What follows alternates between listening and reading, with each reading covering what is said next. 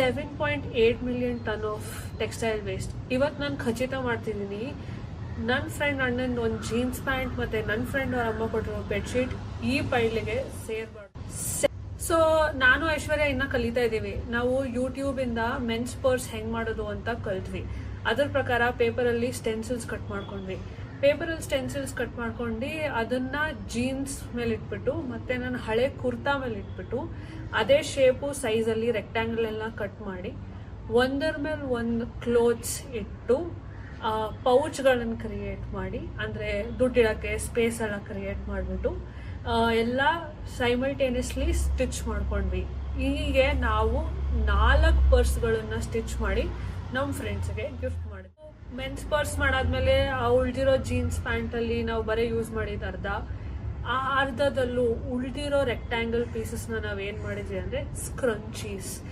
So ಉಳಿದಿರೋ ಬಟ್ಟೆಯಲ್ಲಿ ಎಲ್ಲ ರೆಕ್ಟ್ಯಾಂಗಲ್ ಶೇಪಲ್ಲಿ ಕಟ್ ಮಾಡಿಕೊಂಡು ಅದನ್ನು ಒಂದು ಸೈಡಿಂದ ಸ್ಟಿಚ್ ಮಾಡಿದ್ವಿ. ಸ್ಟಿಚ್ ಮಾಡಾದ್ಮೇಲೆ ಎಲಾಸ್ಟಿಕ್ ತಂದುಬಿಟ್ಟು ಅದನ್ನು ಹಾಕಿ ಮತ್ತೆ ಅದನ್ನು ರೌಂಡ್ ಶೇಪಲ್ಲಿ ಸ್ಕ್ರಂಚಿ ಸ್ಟೈಲಲ್ಲಿ ನಾವು ಅದನ್ನು ಸ್ಟಿಚ್ ಮಾಡಿದ್ವಿ. The lesson we learn here is jeans scrunchies ಎಷ್ಟೇ ಚೆನ್ನಾಗಿ ನೋಡೋಕೆ ಕಾಣಿಸಿದ್ರು it is a little hard on our hair. So ಅದಕ್ಕೆ ಎಲ್ಲರೂ ಸಿಲ್ಕ್ ಅಥವಾ ನೈಲಾನ್ ಸ್ಕ್ರಂಚೀಸ್ನ ಯೂಸ್ ಮಾಡ್ತಾರೆ.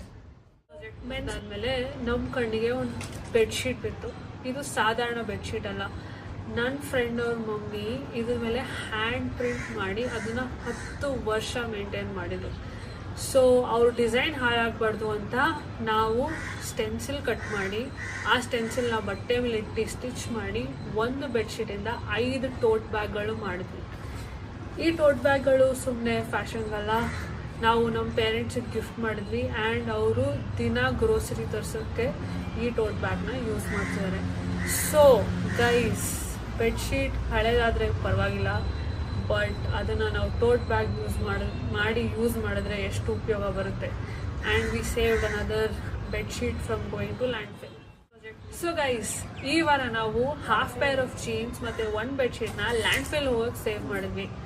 ಇದೇ ಥರ ಪ್ರಾಜೆಕ್ಟ್ಸ್ಗೋಸ್ಕರ join us on our upcycling journey. Hit like, subscribe, share, comment and follow our weekend upcycle project. And guys, remember, before discarding DIY. ಧನ್ಯವಾದಗಳು.